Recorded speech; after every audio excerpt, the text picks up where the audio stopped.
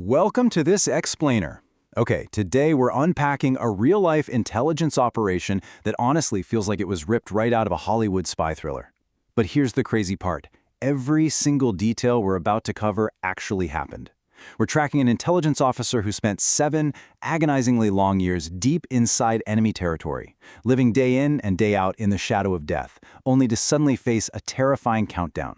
We're going to map out the geopolitics, the flawless cover identity, and the incredibly high-stakes escape that literally changed intelligence history forever. I want you to picture this. It's the dead of night. You're sitting in a pitch-black room. You happen to glance out your window into the street below, and suddenly, your heart just stops. Down at the corner of the alley, there are 2 unfamiliar men, just standing there, watching.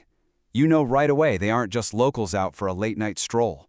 You're a highly trained intelligence officer, and you instantly know exactly what those silent, foreign eyes mean. The trap is set.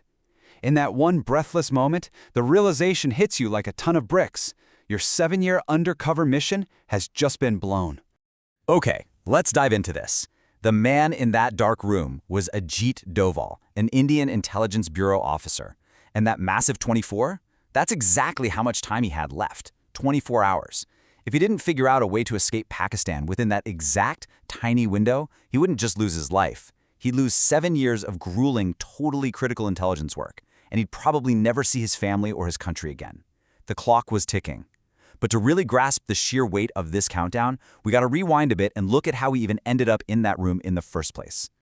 Section 1. A 7-year undercover mission and the perfect cover.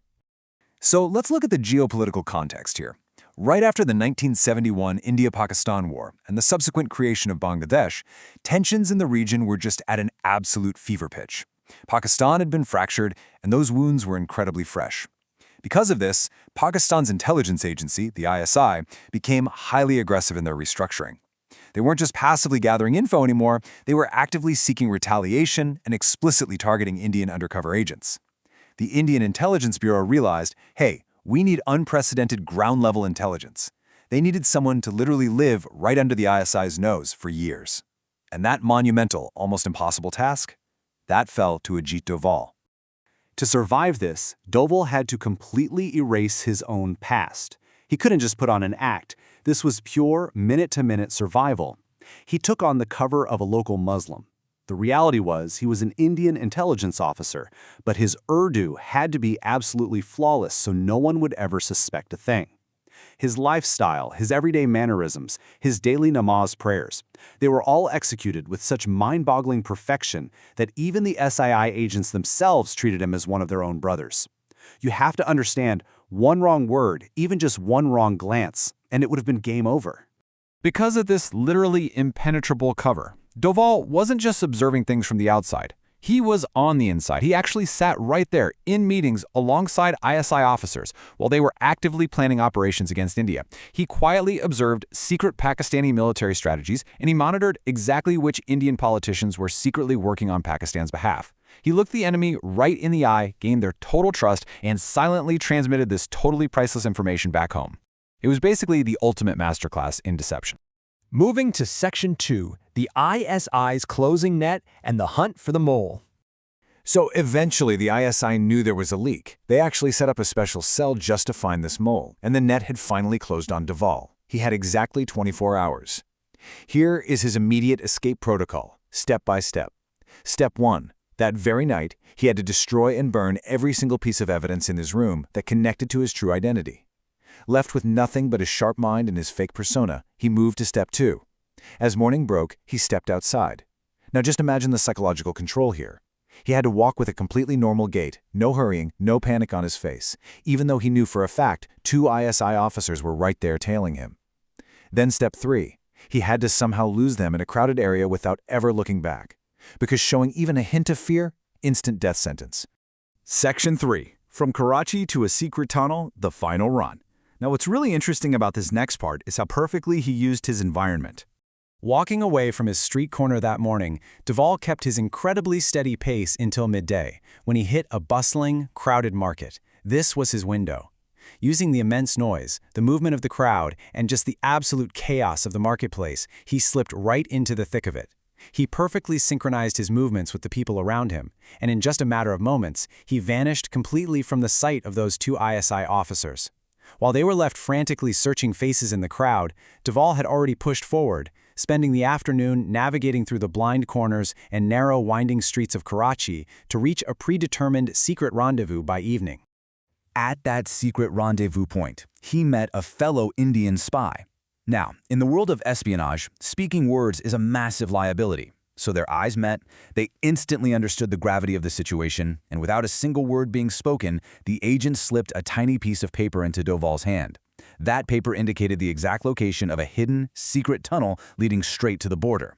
A silent goodbye, and Doval was completely on his own again for the final stretch. Following those directions, he arrived at a totally deserted area just as the sun set. He found the entrance hidden inside a ruined building, and the source material describes this moment so vividly, stating, "Inside the dilapidated building, dark, damp walls and suffocating air awaited." Doval descended right into that pitch-black darkness. For a long, grueling stretch, he was forced to literally crawl on his hands and knees through this tight, suffocating passage. Think about it. Above ground, the enemy was actively hunting for him. Below ground, he was physically wedged between life and death, just crawling toward a faint glimmer of light. And then, finally, the atmosphere shifted. The air changed, the soil felt different. He stepped out of that tunnel and took a massive breath of relief. He had safely crossed the border back into India. Meanwhile, completely unaware, those ISI officers were still wandering the streets of Karachi, entirely baffled as to how their target had just slipped through the maze of the city. He made it out alive and, far more importantly, his 7 years of closely guarded secrets were officially secured.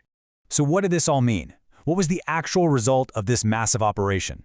Well, Doval brought back comprehensive lists of ISI undercover agents, highly classified Pakistani military plans, and intimate details of inside networks that were actively working against India. This wasn't just a quick win for the day. This information was so deep and so incredibly valuable that Indian intelligence agencies relied on it and utilized it for years to come. It literally changed the history of their operations. A total game changer. Which brings us to Section 4, From Spy to NSA, The Legacy. Just tracking his career milestones here is wild. The man who was once creeping through the dangerous streets of Pakistan, entirely stripped of his true identity, steadily rose right through the ranks. In 2005, Ajit Doval became the director of the Intelligence Bureau, which is the absolute highest domestic intelligence post in India. And then, in 2014, Prime Minister Narendra Modi appointed him as the National Security Advisor. So he went from being a covert operative hiding in the shadows to becoming the very face of the nation's entire security apparatus. Pretty incredible, right? It's a journey that leaves us with a really profound realization.